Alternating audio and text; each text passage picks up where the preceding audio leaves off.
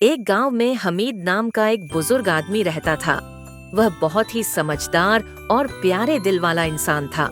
उसकी उम्र काफी हो चुकी थी, लेकिन उसकी आंखों में हमेशा एक चमक रहती थी। गांव के बच्चे और लोग अक्सर उससे बातें करने और उसकी कहानियां सुनने आते थे। उसकी झोपड़ी के पास एक पुरानी लकड़ी की अलमारी रखी थी, जिसमें कई अजीब सी चीजें रखी हुई थीं। लेकिन सबसे खास चीज थी एक जादुई चिमटा, जो वह हमेशा अपने पास रखता था। चिमटा देखने में साधारण सा लगता था, लेकिन जब भी हमीद उसे किसी चीज के पास ले जाता, तो वह चीज एकदम बदल जाती।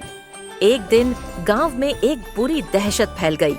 एक जानवर जो पूरे गांव के मवेशियों को नुकसान पहुंचा रहा था, लोगों के दिलों में डर पैदा कर चुका था। कोई उपाय नहीं दिख रहा था। तब हमीद ने सोचा कि वह इस जादुई चिमटे का उपयोग करेगा।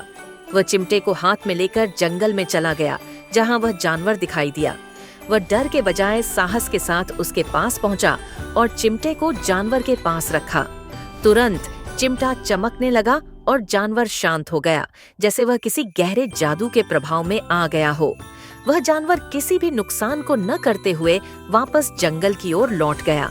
गांव में सब लोग हमीद की बहादुरी और चमत्कारी चिमटे की बात करने लगे। इसके बाद से हमीद ने अपना चिमटा केवल अच्छाई के लिए ही उपयोग किया। जब भी गांव में कोई समस्या आती, वह चिमटे का इस्तेमाल करके लोगों की मदद करता।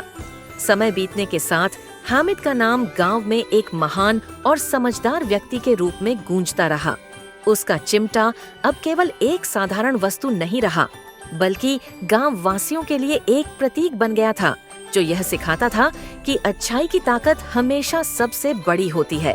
लेकिन एक दिन हमीद ने वह चिमटा अपने पास से हटा लिया और गांव के सबसे छोटे बच्चे को दे दिया, यह कहते हुए, यह चिमटा अब तुम्हारे हाथ में है, लेकिन याद रखना, इसका असली जादू तुम्हारी नीयत में छिपा होता है। और इस तरह जादुई चिमटे की कहानी पीढ़ी दर पीढ़ी गांव में सुनाई जाती रही, जैसे एक अमिट धरोहर जो हमेशा अच्छाई और साहस का प्रतीक बनी रही।